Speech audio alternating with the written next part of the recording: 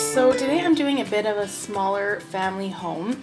I was looking online at houses for sale that are in my area. I'm always checking it out. Even though we're not totally ready to buy, I'm still always looking at houses that are for sale. And I don't know, I'm always interested. I'm interested in real estate, which is such a weird hobby. But even before my husband and I ever talked about buying a house, I still looked at houses for sale, and it's always been an interest of mine, so I still do that. And I came across a house.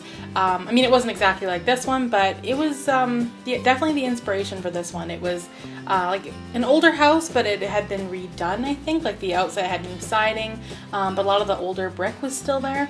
And so I wanted to try something like that. And it did have a garage on the side, and I even put a garage on the side of the house, but I later got rid of it because I just wasn't really feeling it. I don't know, it looked kind of weird because it was too close to the edge of the property, and I thought the house wouldn't look centered with the garage there, so I just got rid of it. So I think with this house, it's one of the only houses where I didn't have to struggle with the roof so much. Right now I'm doing a really big build. I'm calling it Southampton's Summer House or something like that.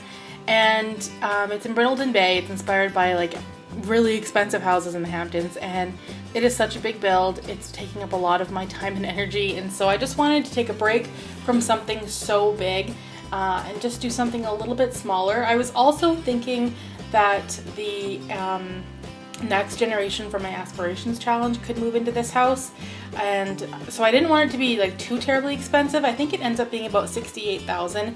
I don't know if that'll be realistic for her or not. It depends on how much money her parents save up for her. But even if it's not, I can still get rid of some of the stuff in the house. It's quite cluttered, but in a good way, I guess. It ends up being 3 bedrooms, and I imagined a family of 4 living here, 2 parents, a son and a daughter. And yeah, so I think if I wanted to move my sim into here, I could just get rid of a lot of the furniture in the 2 extra bedrooms and just kind of downsize a bit. I think I could make it work. But yeah, anyway, so I'm just picking out like all the windows and doors and stuff. So this house is just a tiny bit outdated. Like obviously I feel like it's not a brand new build. It's a little bit older. But like I said, like the siding has been replaced. Maybe the windows are still a little bit older. These are the types of houses that are in my area. Like this is definitely something that I have seen, and that's why I kind of went on those real estate websites and found one just like this. And I thought like there's something that I've actually seen before. A lot of my builds are things that I've never even been around, or places that I wouldn't see where I live, but this one is a little bit different. This one is finally something that I've actually seen. So I ended up getting rid of that chimney that's like hovering in the air. I thought it kind of looked good, but then I decided it did not look good. The floor plan, it's always been like my biggest struggle. I always go back and forth with it, but I think the way it is now is how I kept it. So the front has like a little foyer with a closet there on the side.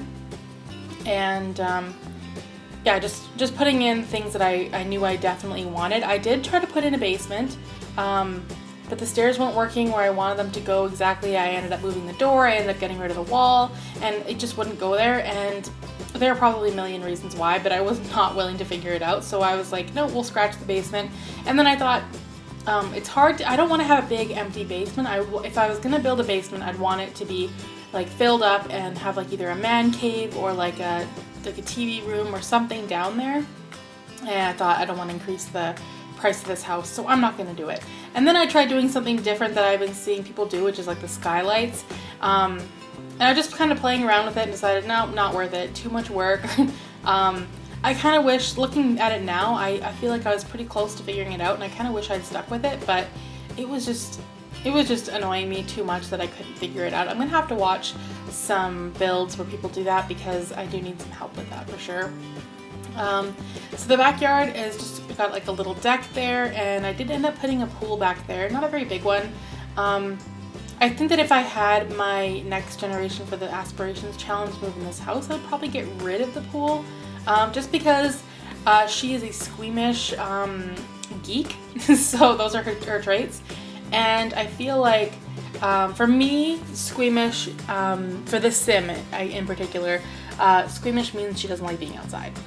So that's what I picture in my head. She's a computer geek. She likes to spend her time inside on the computer and doesn't like to go outside very much, and so she would never really use the pool. So I would probably actually get rid of the pool. Maybe not, but it would help bring down the cost of the house if she ended up not being able to afford it. So the landscaping, I had a very clear idea of what I wanted to do, so I didn't find it super difficult like I usually do in my other builds. I just put like little flower beds with some little bushes, and I thought it looked pretty good like that. I didn't want to go over the top with this build. It's nothing too fancy. I kind of like dried out the lawn just a little bit. I didn't picture this house having like a really green, well-maintained lawn. I kind of thought maybe yeah, that the kind of dried out look was just more suitable. And since it's really, really hot where I am right now, this is what I'm seeing all over. Everyone's lawns are dried out and dying, including mine. My backyard is completely dead.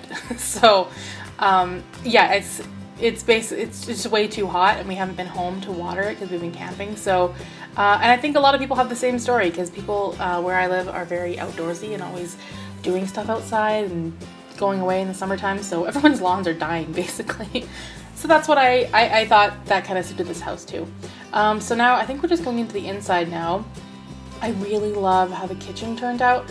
Like I said before, this house to me, I don't exactly know when it would have been built. I don't have a year in mind, but it was old enough that there was brick even on the inside of the house. And so I use these countertops, which I use a lot because I think they are my favorite color. I really like them with the dark gray. Well, it's not granite, but it's the countertops. And then I use the brick behind the kitchen because I think it just looked like a nice kind of backsplash, and it would have been kind of like kept there from the original build. And the rest of the kitchen has just paint.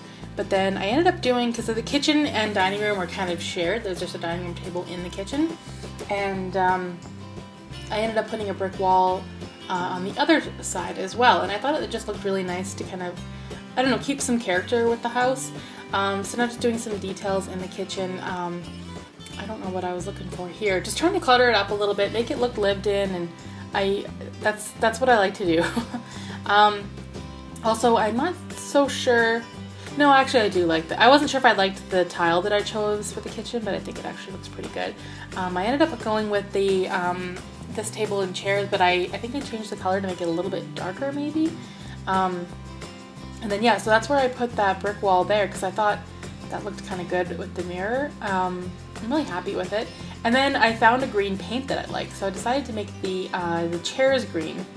And it took me a while to go back and find that particular color of paint, but I thought it looked good, like a nice contrast, the green walls and the green chairs. And in that space, I wish we had like windows that were empty, like didn't have glass panes in them. I know there's a couple, but I wanted one that fit this build, and I couldn't really find one. So, but if I had a choice, I would put definitely a window without glass in that space, so it kind of looks over into the living room. I went with the kind of greenish theme for the rest of the house. Greenish, it sounds like it's a bad thing, but I think it worked out pretty well. I wanted like an entertainment unit for that side of the living room, so I was playing around with like bookshelves and wall shelves and just all kinds of things, and I think that's what I ended up doing, and I just put some cluttery items up there. I think what I should have done is put some pillars behind in the corners just to make it look finished. But yeah, I just put some books and plants and just a whole bunch of random cluttery items up there.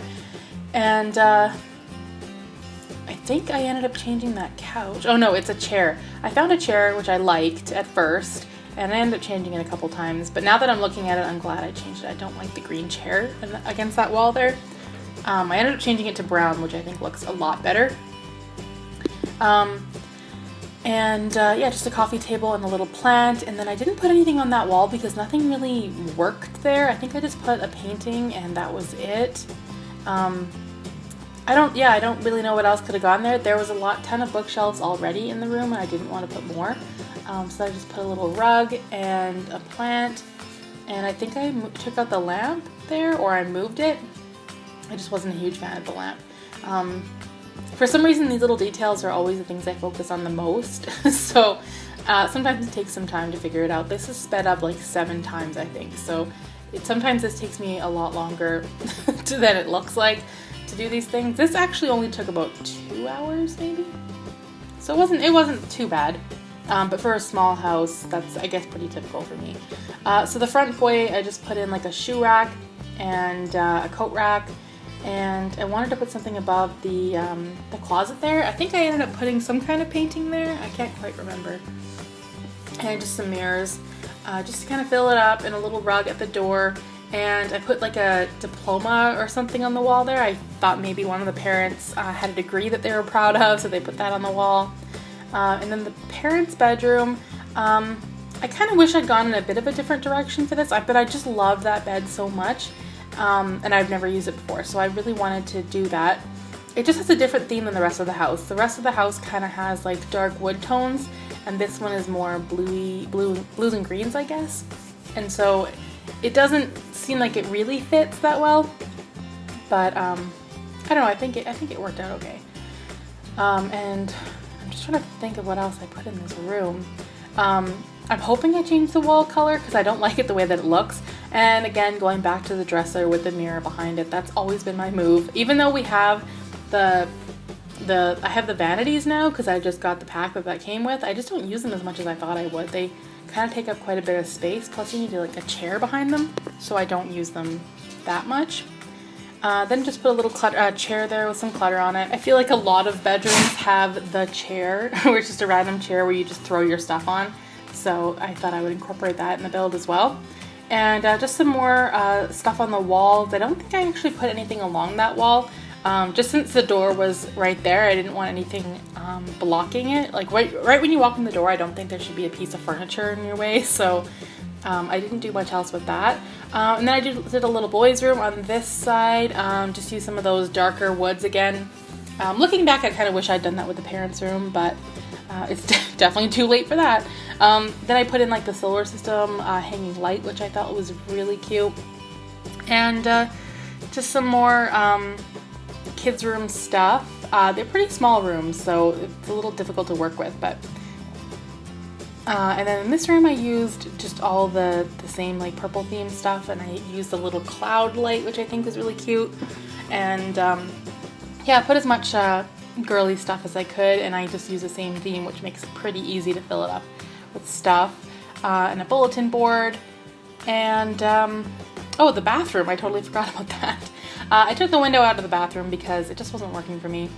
Even though I do have one of those tub and shower combos in my house with a window right there, it just it seems unrealistic, even though I have it in my house, so I got rid of it.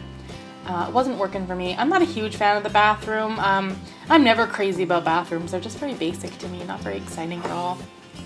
So I think I did the same green paint for that. And then in the backyard, I just did another tree. I was gonna put the jungle gym thing, but I didn't.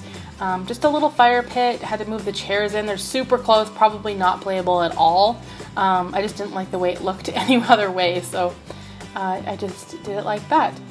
And yeah, just some more minor details in the backyard, making the lawn look a little bit dried out, but I think it works. And now we are heading into the screenshots. Thanks for watching.